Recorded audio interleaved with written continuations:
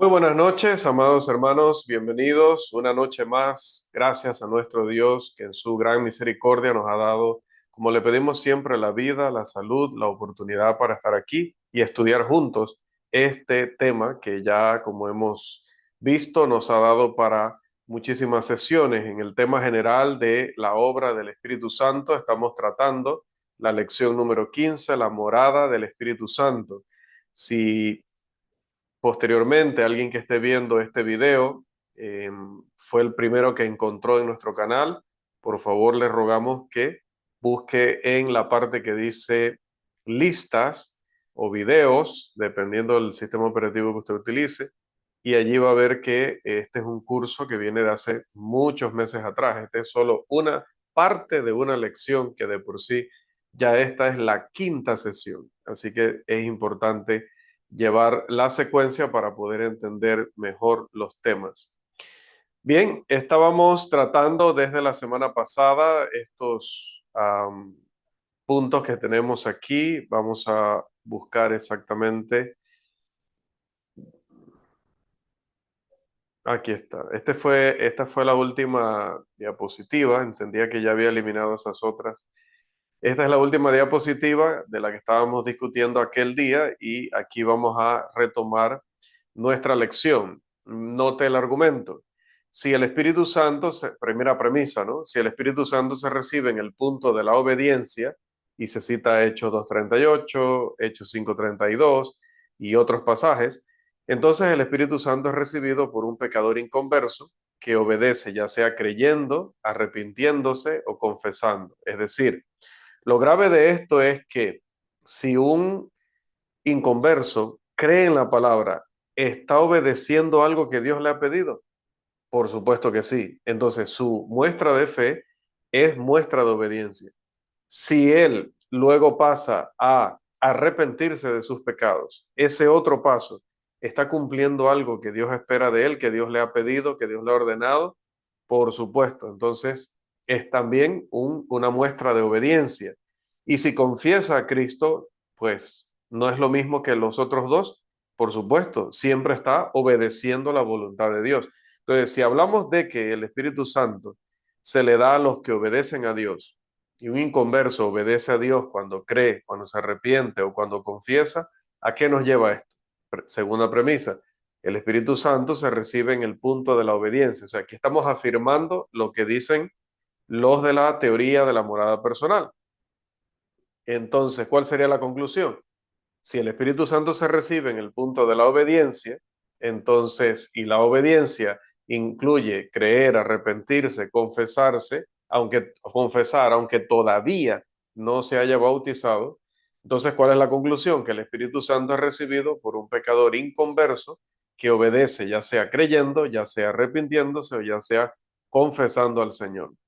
Si responden que la obediencia de Hechos 5:32 implica escuchar, creer, arrepentirse, confesar y ser bautizado, es decir, obediencia total, sumisión total a la voluntad de Dios, ¿por qué no se puede decir lo mismo acerca de la morada de la palabra de Dios?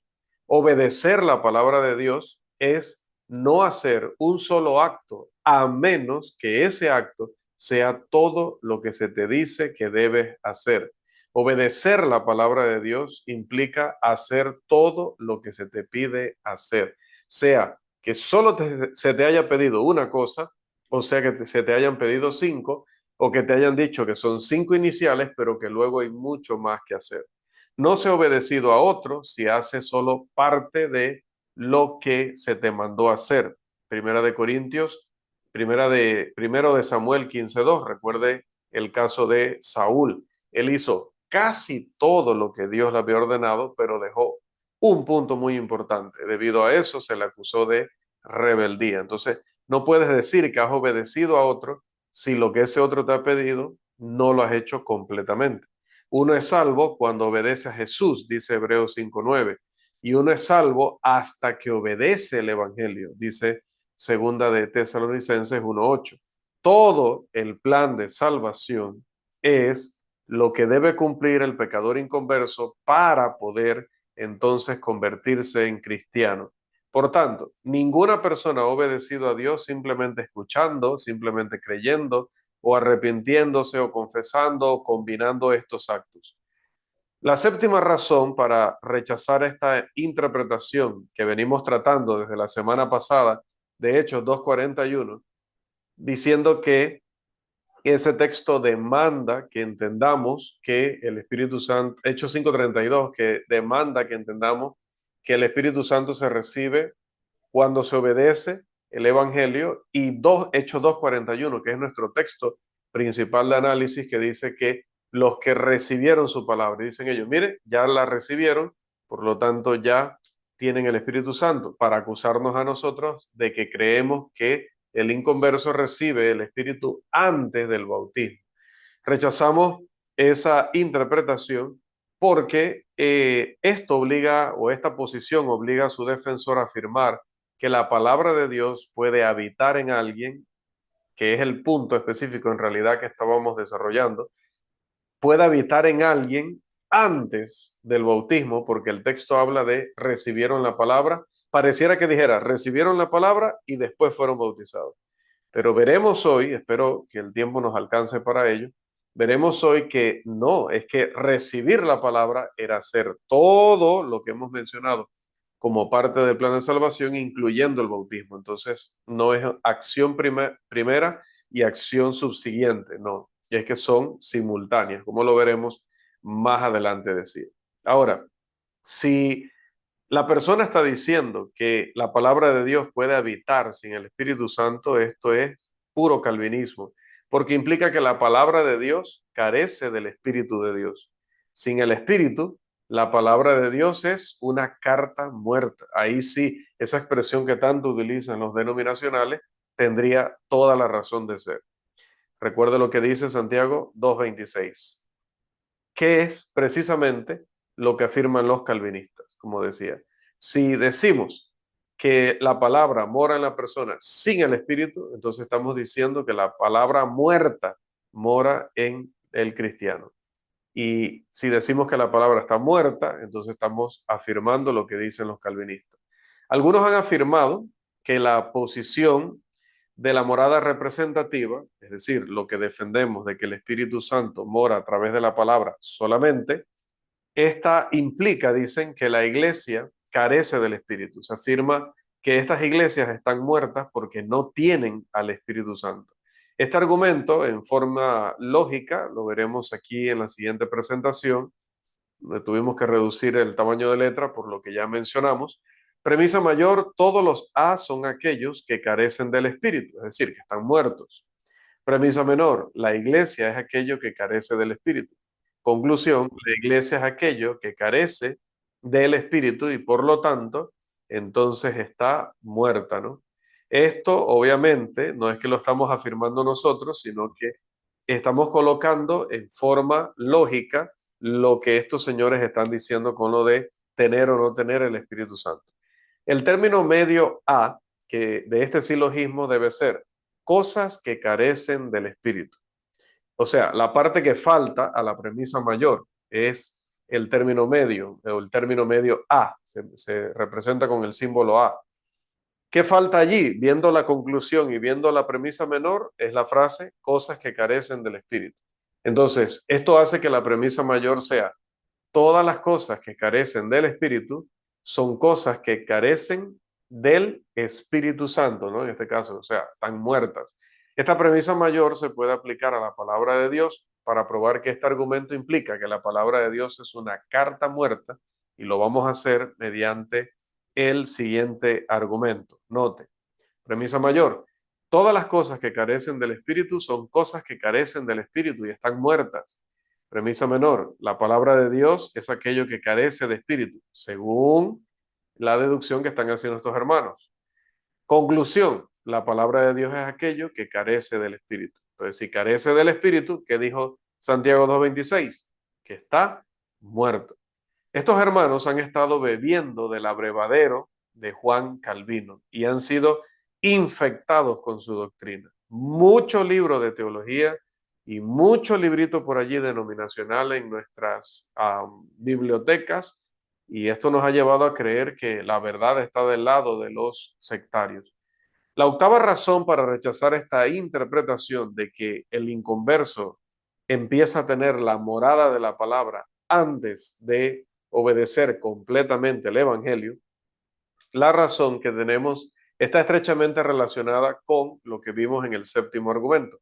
Los defensores de esta interpretación o deducción o acusación se ven obligados a equiparar o comparar o hacer equivalentes las expresiones morada del Espíritu Santo y recibir el Espíritu Santo.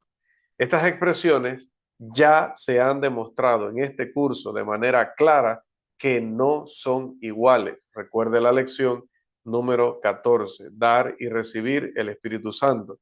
Al igual que con la séptima razón, aquellos que afirman que Hechos 2:41 enseña una morada personal han rechazado implícitamente la ley de la racionalidad al no poder ofrecer un argumento válido para demostrar esta afirmación. Les recuerdo que la ley de la racionalidad dice que el hombre racional debe llegar solamente a las conclusiones que estén garantizadas por la evidencia. El hombre racional debe llegar solamente a las conclusiones que estén garantizadas por la evidencia. Entonces, estos hermanos no han presentado un argumento válido para su afirmación y les piden a sus estudiantes, le piden a sus oyentes que acepten su definición sin una sola prueba. Y eso es totalmente irracional.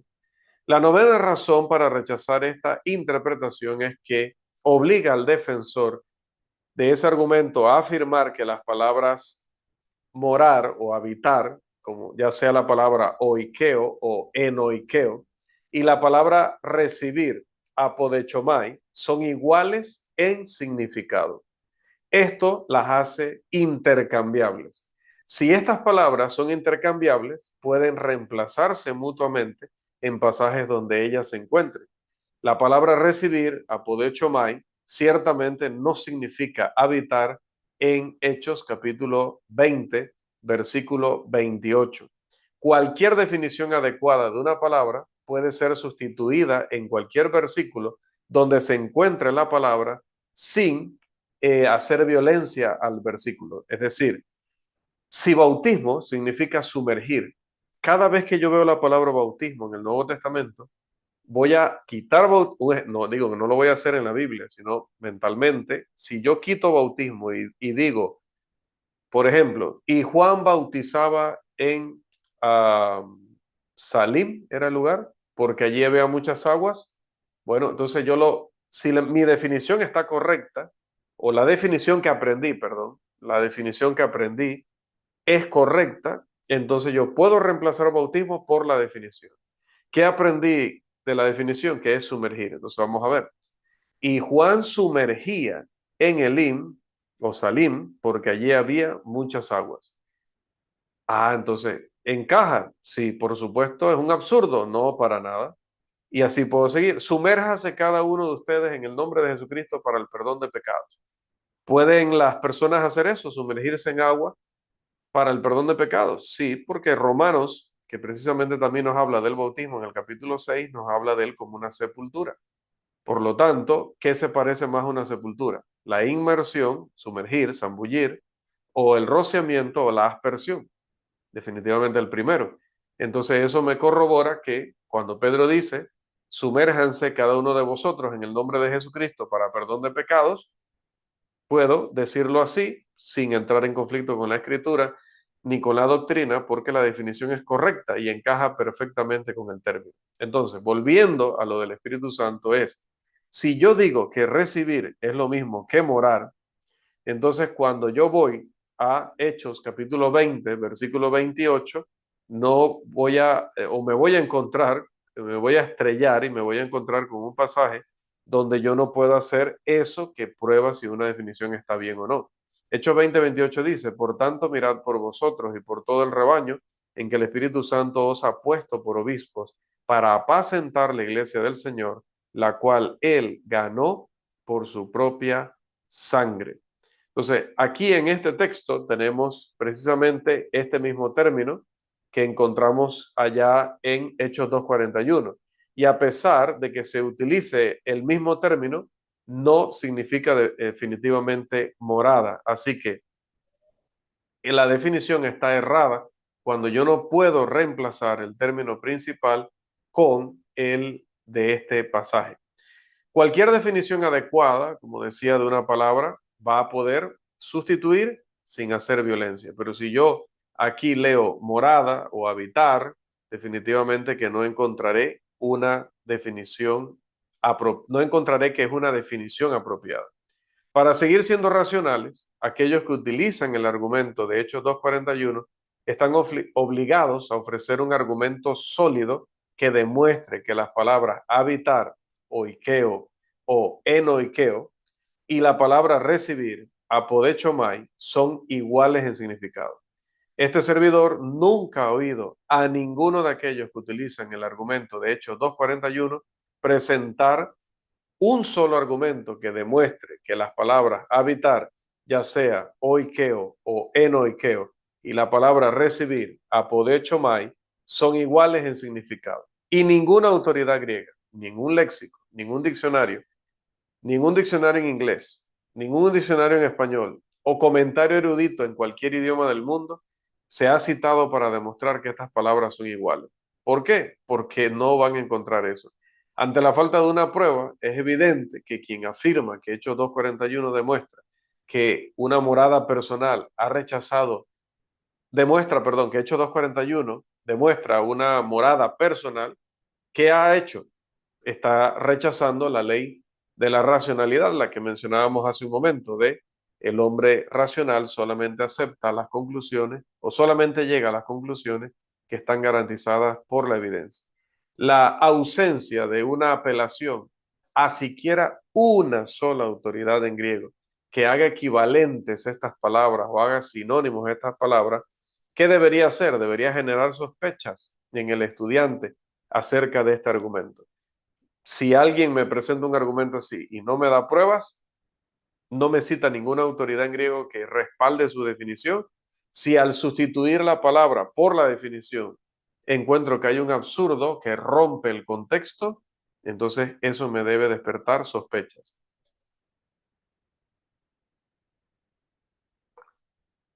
Aquellos que utilizan el argumento de Hechos 2:41 deberían avergonzarse de basar su argumento en una suposición flagrante que no ha sido probada y que no podrán probar nunca.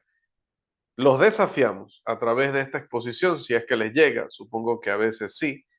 Por ahí estoy leyendo algunos comentarios que pareciera que sí, algunos están observando los videos, quizás no con la mejor intención, pero observándolos, así que pues les mandamos un caluroso y cariñoso saludo y lo que les rogamos en un desafío en el buen sentido de la palabra y no de una forma arrogante o con el propósito de buscar pelea, pero sí les desafiamos a presentar evidencia de esto que han estado afirmando, porque todo el argumento se sostiene o cae en la definición de estas palabras. Y como vemos, definitivamente cae.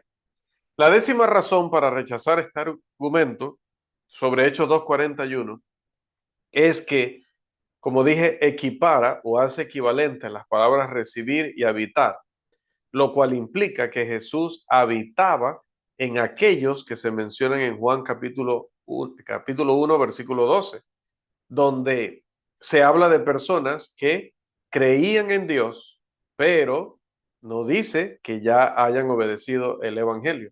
No dice que ya se hubieran convertido en el Evangelio, sino que dice que porque creyeron en Él, le recibieron. ¿Ya? Y dice, y les dio potestad de llegar a ser hijos de Dios, dice el original. Así que en ese momento tenían fe en Él, en ese momento creían en Él, pero no se habían convertido en hijos de Dios. Pero si recibir y habitar es lo mismo, y ya la palabra estaba morando en ellos, y por lo tanto ya el Espíritu estaba morando en ellos a través de la palabra, entonces, según estos hermanos, estas personas eran hijos de Dios antes del bautismo. Estas personas eran salvas antes del bautismo. Si se afirma que Jesús habitaba a través de la agencia del Espíritu Santo, que es la interpretación que hacen de Efesios 2, 21 al 22, y que ya hablamos sobre eso en la interpretación del templo del Espíritu Santo. Entonces, si usan eso, se sigue que el Espíritu Santo debe habitar en la persona antes de que se conviertan en hijos de Dios. Un disparate total. La undécima razón para rechazar este argumento sobre Hechos 2:41 es que implica que hay una operación directa del Espíritu Santo en la santificación. Si se permite una morada del Espíritu Santo a través de la palabra, de cualquier manera, las implicaciones son las mismas que una morada representativa.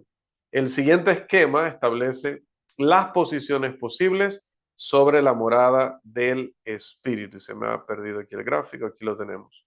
Note, primero, morada literal separada de la palabra y sin la palabra de Dios. Entró a nuestro cuerpo y nada que ver con la palabra de Dios.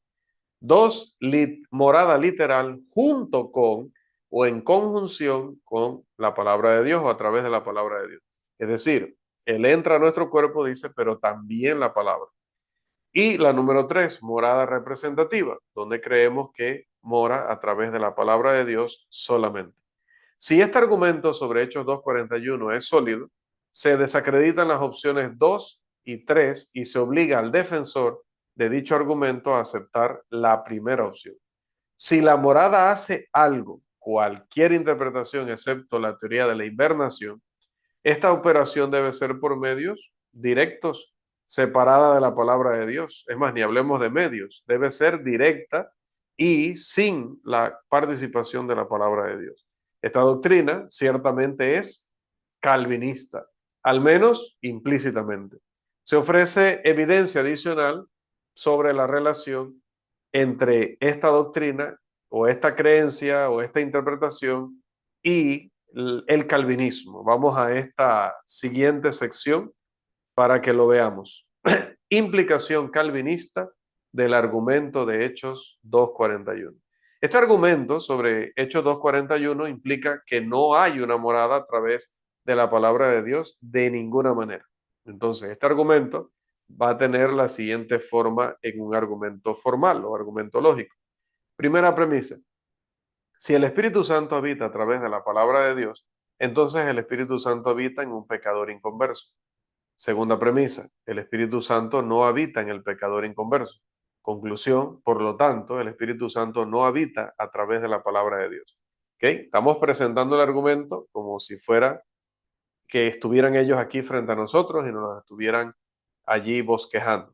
Si este argumento básico se convierte por transposición, quedaría así: si el Espíritu Santo no habita en el pecador inconverso, entonces el Espíritu Santo no habita a través de la palabra de Dios.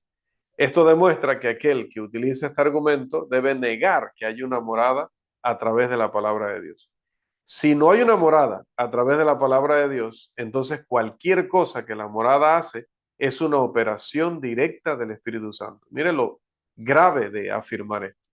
¿Sí? No aceptan que hay una morada de la palabra de Dios, pero al no aceptar que, no hay que hay una morada de la palabra de Dios, están diciendo que entonces todo lo que se dice que el Espíritu Santo hace por morar en nosotros, entonces si no lo hace a través de la palabra, ¿cómo lo hace? Lo hace directamente. Entonces estamos hablando de operación directa, entonces estamos hablando de calvinismo. Esta operación directa otorga implícitamente guía e información al cristiano, como Primera de Juan 3:24 y 4:12, si se refiere a la morada del Espíritu Santo. El siguiente argumento va a probar esta afirmación. Veamos. Si sabemos que Dios permanece en nosotros por la morada del Espíritu Santo, entonces la morada del Espíritu Santo proporciona guía informativa. Lea Primera de Juan 3:24 y 4:12. Segunda premisa: sabemos que Dios permanece en nosotros por la morada del Espíritu Santo. Afirmación de aquellos que utilizan estos dos pasajes como textos de prueba para la morada del Espíritu Santo. Conclusión: la morada del Espíritu Santo proporciona guía informativa. El calvinista afirma claramente que este conocimiento proviene del espíritu, ¿sí? Del espíritu humano desnudo siendo operado por el Espíritu Santo desnudo. Y cuando decimos desnudo es sin otro medio, no hay nada entre ellos, es un toque directo del Espíritu Santo para proporcionar en la santificación al cristiano conocimiento, guía, incluso sentimientos o sensaciones, ¿verdad? Pero no voy a profundizar ahí porque ya de los calvinistas hablamos en una lección. Esto también fue discutido en la lección 14 de dar y recibir el Espíritu Santo. Ahora, claramente, si estos pasajes, Primera de Juan 3:24 y 4:12, se utilizan como textos de prueba para la morada, estos enseñan ya sea una operación directa para otorgar conocimiento informativo o para impartir conocimiento a través de los sentidos del hombre de que Dios está en él, en este caso en el cristiano. Cualquiera que sea el caso, el Espíritu Santo lo está haciendo, pero no puede ser a través de la palabra de Dios porque ellos están negando que haya una morada de la palabra de Dios. La siguiente disyuntiva va a aclarar aún más el problema en que se meten estas personas cuando niegan la morada de la palabra de Dios. O bien, el Espíritu Santo influye de manera inmediata, es decir, sin medios, es decir, de forma directa, o bien el Espíritu Santo influye de manera mediata, es decir, utiliza un medio como la palabra de Dios. El Espíritu Santo no influye de manera mediata, implicación del argumento de ellos de Hechos 2:41. Por lo tanto, el Espíritu Santo influye de manera inmediata porque solo puede influir de una de dos, o es por un medio o es directamente. Si ellos están negando que lo haga por un medio y solo hay dos opciones, ¿qué queda? Que entonces opera directamente. Si una morada personal es necesaria para que el Espíritu Santo dé fruto, eso lo veremos con más detalle más adelante, y el argumento de Hechos 2:41 es válido, no hay morada mediante la palabra de Dios según ellos, entonces el fruto del Espíritu también es producido por una operación directa del Espíritu Santo. Si el Espíritu Santo no mora a través de la palabra, el siguiente silogismo va a demostrar nuestra afirmación. Note Note que hablamos del fruto del Espíritu Santo, que ya lo mencionábamos, el de Gálatas, con todas esas cosas en las que debe crecer el cristiano, que debe aprender el cristiano. Pero si esta teoría que presentan estos hermanos es cierta, entonces realmente pues no tienen que aprenderlo y no tienen que crecer en ello, porque el Espíritu Santo se los estaría dando por una operación directa. Veamos el argumento que les mencionaba. Dice, premisa mayor, todas las influencias producidas por una morada, todas las influencias producidas por una morada no basada en la palabra son operaciones directas. Premisa menor, el fruto del espíritu es una influencia producida por una morada no basada en la palabra. Conclusión, el fruto del espíritu es una influencia producida por una operación directa. Si el Espíritu Santo mora de manera literal en el cristiano, y el Espíritu Santo produce fruto, el fruto de él en el cristiano, y hemos quitado la palabra de Dios como el medio a través del cual él mora o habita, entonces estamos diciendo que el fruto del Espíritu Santo que produce por su morada en nosotros, dado que no lo puede producir a través de la palabra, porque la palabra no mora, ella no está en esa misma línea con él, entonces estaría diciendo que solo queda la otra alternativa. Entonces, la influencia del Espíritu Santo en el cristiano es una operación directa. Y si afirman eso, ¿eso qué es? Puramente calvinista, y es lo sumamente grave de esta afirmación. Pero vamos a ver, y les mencionaba anteriormente, y les debía eso para esta noche, el análisis griego de Hechos 2:41, porque creo que es importantísimo para determinar el significado correcto de este pasaje. El argumento basado en Hechos 2:41 se basa en la interpretación de que el participio aoristo siempre representa una acción anterior al verbo principal en la oración. Hay tres expresiones diferentes para el tiempo de la acción representada por el participio griego. Dice que son acción anterior, es decir, ocurre antes de la acción del verbo principal, acción simultánea, es decir, ocurre al mismo tiempo que la acción del verbo principal, y acción posterior, que como entendemos ocurre después del tiempo de la acción del verbo principal. La posición adoptada por este servidor no implica que el tiempo del participio en Hechos 2:41 sea acción posterior. Este servidor no niega que a un cierto tipo de participio en un cierto contexto puede indicar acción posterior a la del verbo principal. Eso yo no lo niego. Eso puede ser, eso va a depender del contexto, como veremos ahorita en la explicación que den las autoridades griegas. Pero estoy convencido por el contexto y estoy convencido por todo lo que ya hemos explicado en esta lección, que en este caso y en este contexto de Hechos 2:41, la acción no es ni anterior ni posterior, sino simultánea.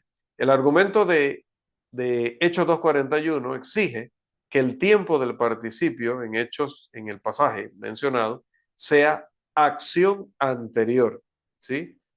Si el tiempo del participio fuera de acción simultánea, el argumento de Hechos 2:41 se destruye automáticamente. Este servidor no argumenta que el participio aoristo se use para acción posterior en Hechos 2:41, aunque puedo aceptar que en algún lugar de la escritura se puede utilizar de esa manera. Por lo tanto, ese no es el punto en cuestión. Las autoridades griegas deben ser consultadas y deben ser escuchadas en este sentido. Vamos a ver qué dicen ellas. Voy a leer como siempre y luego traducimos al español nuestro, ¿verdad? El de cada día.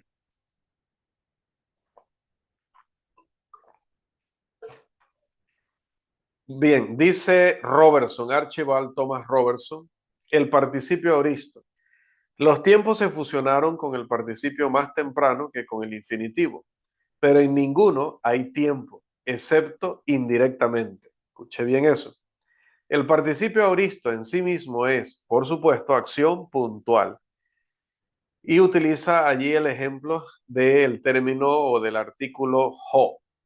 Cuando usted ve la o en griego, con eso se llama espíritu rudo, um, que diríamos, ese signo que tiene allí la O arriba a la izquierda, eh, se debe leer con ese acento, ¿no? Ho, no O, sino ho. Entonces cita ho y el participio aoristo. La fuerza puntual del participio aoristo se ilustra bien en este idioma. Difiere del relativo hos más el verbo, al ser una expresión más general. En Mateo 23:20 cita la expresión ho on búho, nuo, ho on nuo. Ahí habla de el que va a presentar su ofrenda en el altar, si no me equivoco. Permítame buscarlo, que esos pasajes debí incluirlos en las diapositivas igual para no confundirnos. Ok, es el que jura por el altar, ¿no? Cuando dice, pues el que,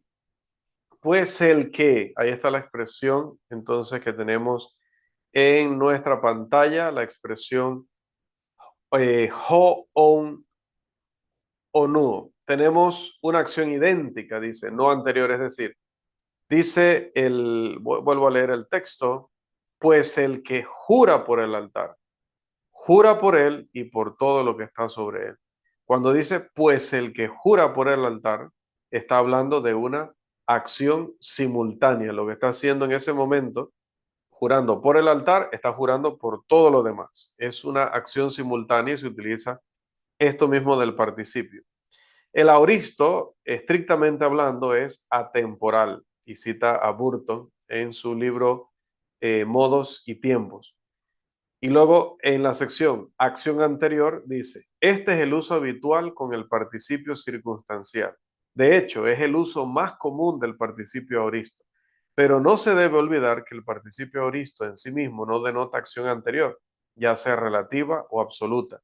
Eso es lo que sugiere el contexto, la secuencia natural de los eventos. Entonces, note que no le podemos colocar a una frase en griego que tenga un participio aoristo, que el participio aoristo indique acción anterior, ni posterior, ni simultánea, solo por ser participio aoristo, ¿no? Yo tengo que ver de qué viene hablando el autor, tengo que tomar en cuenta el contexto, tengo que tomar en cuenta las acciones o la acción del verbo principal con la acción que está explicada por el participio y de ahí deducir o inferir cuál es el elemento tiempo. Bien, sigo dejando a Robertson, que es el experto. Pero la acción simultánea también es común. Lo es tanto con el participio circunstancial como con el suplementario, que esta es a la que nos referimos, ¿no? Acción simultánea. En muchos ejemplos, solo la exégesis puede determinar si se pretende acción anterior o simultánea. Esto lo está diciendo el más grande erudito en griego del siglo XIX. Bien, pero tenemos otras autoridades. Como siempre les digo, paciencia con estas partes un poquito complejas por entrar a temas gramaticales de otro idioma, pero son necesarias porque lo que sí queremos dejar claro es que nosotros sí consultamos las autoridades y sí citamos las autoridades para hablar de cosas en las que nosotros no somos expertos. Dice Goodwin, el participio aoristo en ciertas construcciones, generalmente con un verbo en aoristo, no indica tiempo pasado con respecto al verbo principal, sino que expresa tiempo simultáneo con el verbo cuando la acción del verbo y del participio es prácticamente una misma. Interesante. Citamos nuevamente a Robertson, pero ahora en su página 1114. Este uso simultáneo del participio aoristo no es tan raro en el griego antiguo como a veces se afirma. La acción era especialmente propensa a ser simultánea si el verbo principal también era aoristo. Al igual que los otros participios articulados, el participio aoristo puede ser equivalente práctico del relativo. Bien, todo esto lo explicaré en un momento. Vamos a citar también finalmente allí a Burton. Los casos en los que la acción denotada por el participio no es anterior a la acción del verbo principal son tan comunes como aquellos en los que sí lo es y fueron reconocidos tanto en el griego clásico como en el griego del Nuevo Testamento, que es el que nos interesa. El participio aoristo de acción antecedente no denota antecedencia. Se usa para la acción anterior, donde la antecedencia se sugiere de alguna otra manera, no por el tiempo aoristo como tiempo pasado, sino de alguna otra forma. Otra vez Burton lo que dice es, no solamente viendo que es un participio aoristo, yo puedo decir que es una acción anterior al verbo principal. No es suficiente porque es común utilizarlo de esa forma también para hablar de acción posterior, de acción anterior o de acción simultánea. Se debe consultar a otros gramáticos para verificar estos puntos, como Robertson y Davis, como Nunn, como Dane y Mantey, que han sido algunos de los que hemos citado. En la bibliografía de esta lección usted va a encontrar igual la cita de ellos para que también lo verifique por su propia cuenta.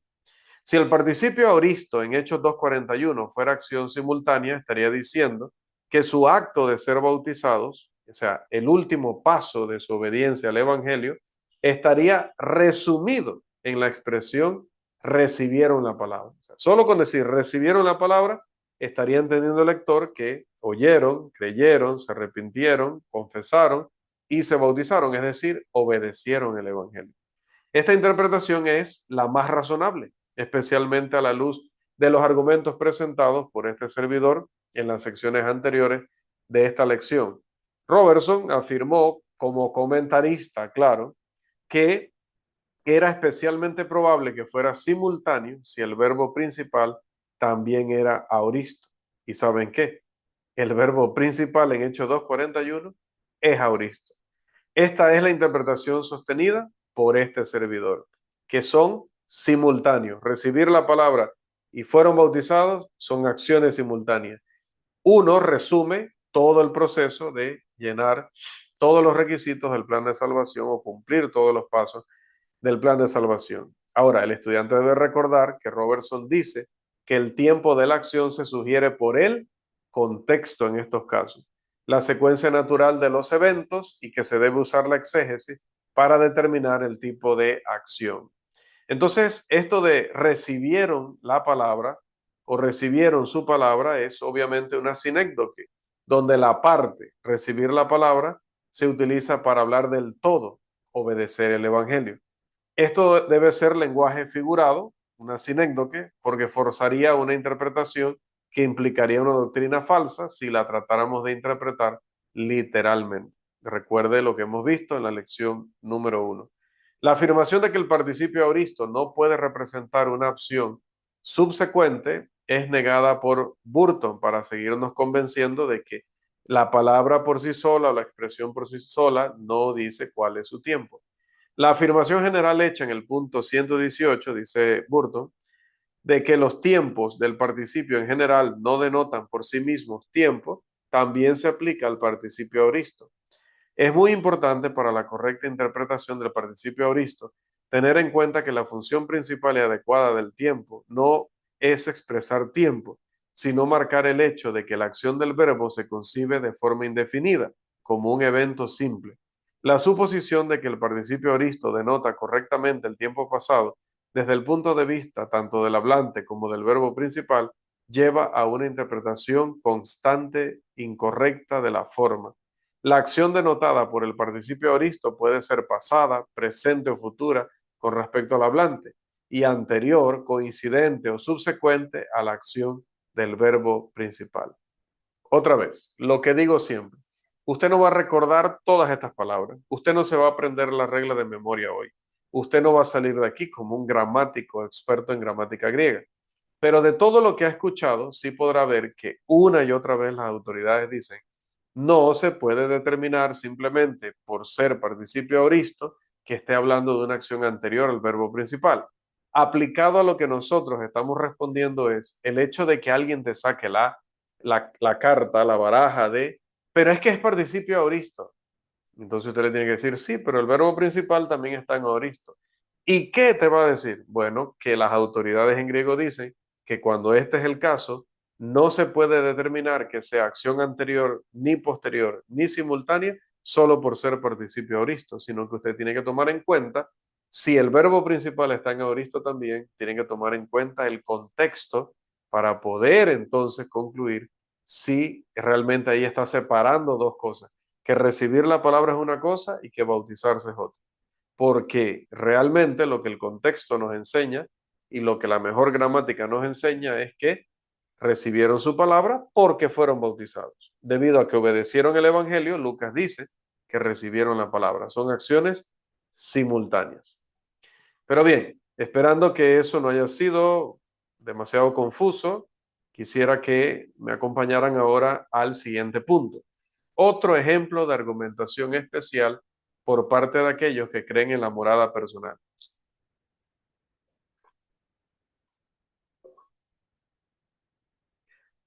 Estoy viendo que nos quedan como 3 o 4 sesiones más. Definitivamente que esta va a ser la lección principal de todo el curso.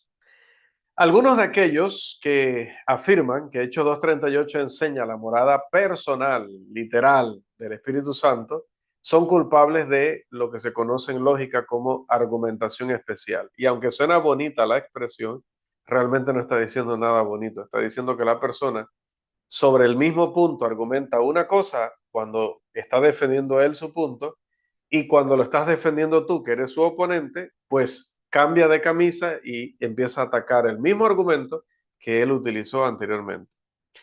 Este servidor se ha encontrado con algunos que afirman que la palabra griega traducida como llamare en Hechos 2:39, cuando dice y a tantos o a cuantos nuestro Dios llamare. Vamos a buscarlo aquí rápidamente para citar adecuadamente la escritura. Este es otro texto que teníamos, pero en otras lecciones. Dice, ¿para cuántos el Señor nuestro Dios llamare? Bueno, algunos afirman que el término llamar en Hechos 2:39 proviene de la misma raíz, en griego obviamente, que la palabra traducida como llamó en segunda de Tesalonicenses 2:14, que allí habla del llamado del Evangelio y que debe tener el mismo significado porque provienen de la misma raíz. Su argumento en forma lógica sería el siguiente. Primera premisa, si las palabras llamare y llamó provienen de la misma raíz, entonces tienen el mismo significado. Segunda premisa, las palabras llamare y llamó provienen de la misma raíz. Definitivo, estamos de acuerdo en eso, en griego es así. Conclusión, entonces ambas tienen el mismo significado, según estos hermanos. Si la primera premisa se convierte en una forma categórica, se convierte en todas las palabras que se derivan de la misma raíz son palabras que tienen el mismo significado. Esto se puede usar en el siguiente silogismo categórico para demostrar la afirmación de este servidor sobre Hechos 2:41. Vamos a ver este silogismo categórico. Premisa mayor.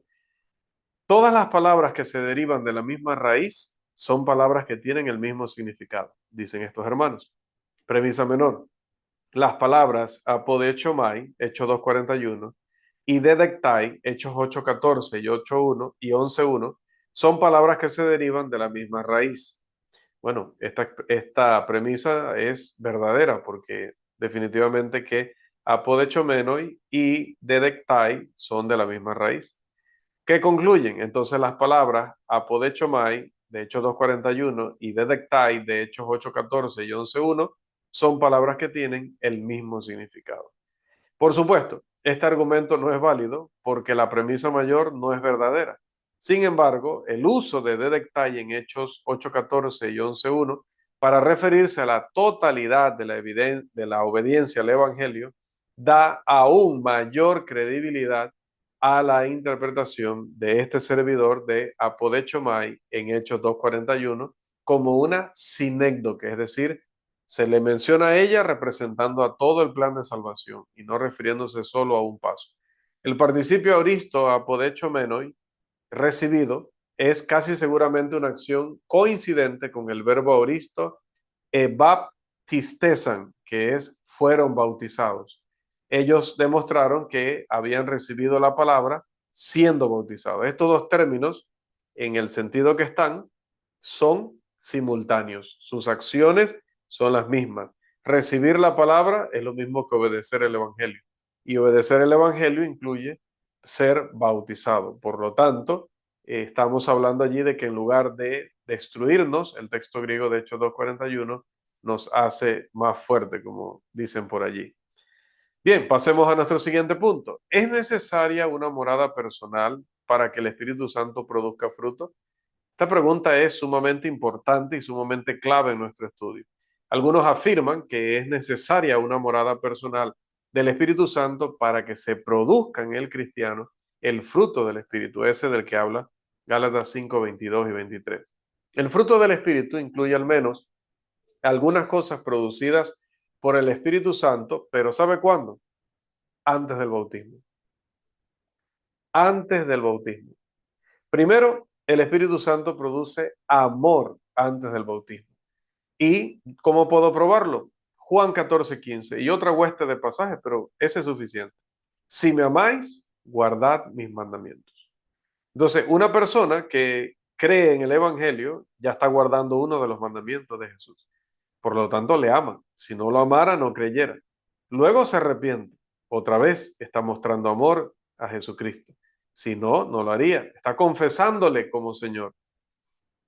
Tiene que amarlo porque de otra manera no lo haría. Entonces, note que puede haber amor producido por el Espíritu Santo en aquel que aún no se ha bautizado. Por lo tanto, esto pone en problemas la teoría de estos señores. Pero sigamos. Segundo, voy a explicar eso ahorita, no se asusten, ¿no? Segundo, el Espíritu Santo produce fe antes del bautismo, Marcos 16:15 y 16. Tercero, el Espíritu Santo produce otras cosas en la vida de la persona que está en el proceso de ser enseñada y convertida apenas. Además, muchos de los atributos del fruto del Espíritu están presentes en las vidas de los no cristianos, incluso cuando nosotros no nos hemos sentado con ellos a enseñarles y explicarles la palabra. Por ejemplo, muchos inconversos o muchos no cristianos son justos, son amables, son pacifistas, son personas amorosas, por lo tanto, podemos decir que tienen parte del fruto del Espíritu Santo sin haber siquiera obedecido el Evangelio ni estar en el proceso de obedecer.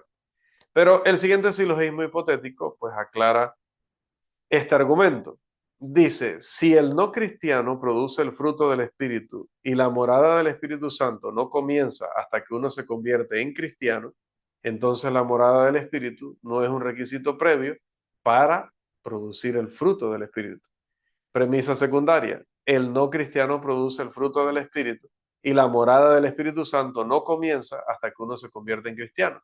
Conclusión, Por lo tanto, la morada del Espíritu no es un requisito previo para el fruto del Espíritu.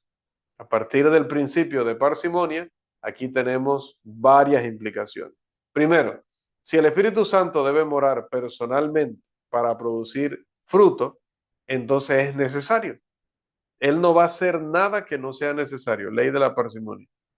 Si es necesario que el Espíritu Santo more personalmente para producir fruto, entonces la palabra de Dios es insuficiente para producir el fruto. El calvinista llama a la palabra carta muerta, así que a él le parecerá bien esto, pero no creo que a mis hermanos, a mis colegas les parezca bien. Esto niega implícitamente la suficiencia de la palabra de Dios, lo cual es un terrible pecado. Aquellos que equiparan o hacen equivalente la morada del Espíritu con la producción del fruto del Espíritu son culpables de la falacia de alegato especial. El siguiente entimema es el argumento que ellos presentan. Vamos a ver. Premisa mayor. Todos los A son B. Premisa menor. El Espíritu Santo es aquel que produce fruto. Conclusión, el Espíritu Santo es aquel que produce fruto a través de su morada. La premisa mayor requerida para este silogismo categórico válido, para que sea válido, es la siguiente. Todos aquellos o todas aquellas cosas que producen fruto son aquellos o son aquellas cosas que producen fruto a través de su morada. El siguiente argumento demuestra que han cometido la falacia del alegato especial. Vamos a verlo. Vamos a colocar ahora la premisa mayor. Todas las cosas que producen fruto son cosas que producen fruto a través de su morada. Premisa menor, la palabra de Dios es algo que produce fruto. Conclusión, la palabra de Dios es algo que produce fruto a través de la palabra, a través de su morada, perdón. Entonces, miren cómo se disparan en el pie. Definitivamente se disparan en el pie. Si es necesario el Espíritu para producir fruto en nosotros, morando personalmente, entonces, ¿qué pasa con la palabra de Dios? ¿Es insuficiente? Por un lado. Por otro lado, ¿qué pasa con las personas que no necesariamente van a volver a la iglesia y van a estar activos y van a ser productivos, pero que, como decía, pueden desarrollar cualidades y cosas que pertenecen al fruto del Espíritu Santo? ¿Qué vamos a hacer con ellos? Si en ellos no puede morar la palabra porque son inconversos, ¿qué pasaría? Entonces son cosas que estos hermanos tienen que ponerse a meditar, de no estar haciendo afirmaciones que después los puedan involucrar en dilemas de este tipo. La conclusión de este silogismo contradice el argumento en Hechos 2:41 que realizan algunos enseñando o para enseñar la morada personal del Espíritu Santo. El estudiante debe ser consciente de que cualquier fruto producido por la palabra de Dios también es un fruto producido por el Espíritu Santo, ya que Él es totalmente responsable de la influencia de la palabra de Dios. Las siguientes preguntas van a ilustrarnos mejor este punto. Primero, ¿quién produce fruto cuando la palabra de Dios produce fruto? Número dos, ¿es el Espíritu Santo responsable de todo el fruto producido por la palabra de Dios? ¿O hay parte que sí y parte que no? Si no hubo morada del Espíritu Santo antes de Pentecostés, que ya hemos discutido eso, y los santos que vivieron antes de ese tiempo produjeron el fruto del Espíritu, entonces no era necesaria una morada personal del Espíritu Santo para producir el fruto del Espíritu. Lo siguiente va a ilustrar el razonamiento falaz de algunos. Vamos a ver. Premisa mayor. Todos aquellos o todas aquellas cosas que producen fruto son aquellos o son aquellas cosas que producen fruto a través de su morada. Premisa menor. El Espíritu Santo es alguien que produce fruto. Conclusión. El Espíritu Santo es alguien que produce fruto a través de su morada. La dificultad para ver el error de aquellos que hacen el argumento de Hechos 2:41 radica en el hecho de que hacen una equivocación con el significado de las palabras producir fruto. Cuando hablan de que la palabra de Dios produce fruto, ellos quieren decir que causa que alguien crea, que causa que alguien se arrepienta, que causa que alguien se confiese, perdón.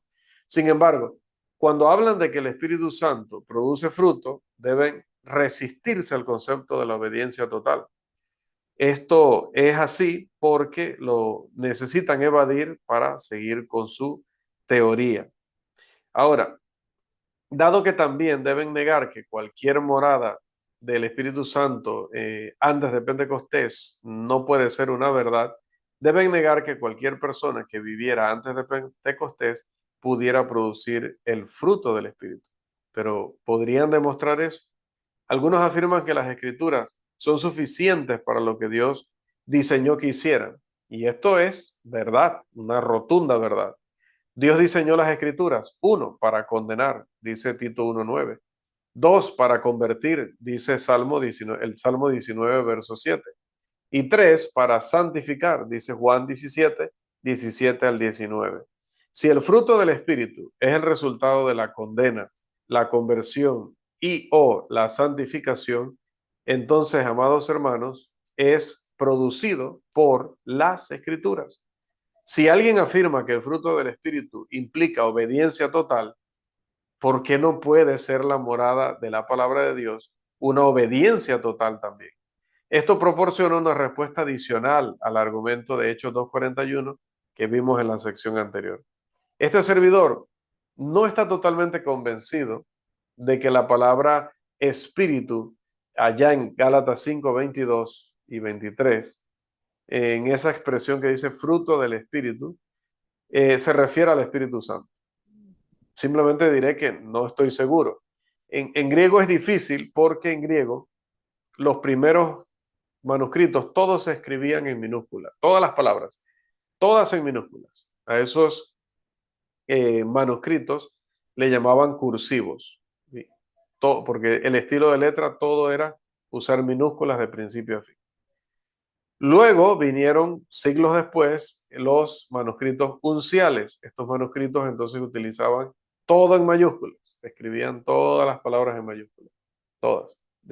Si decía canción, bueno, todas esas letras en mayúsculas. Es decir, ¿qué sucede? Que hasta casi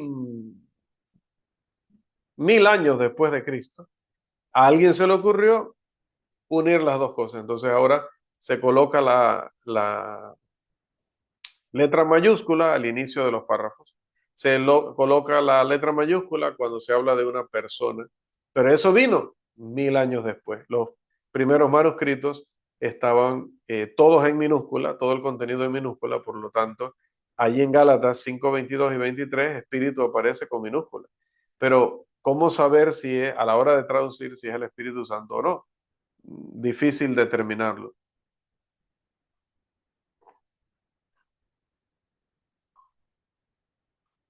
Parece que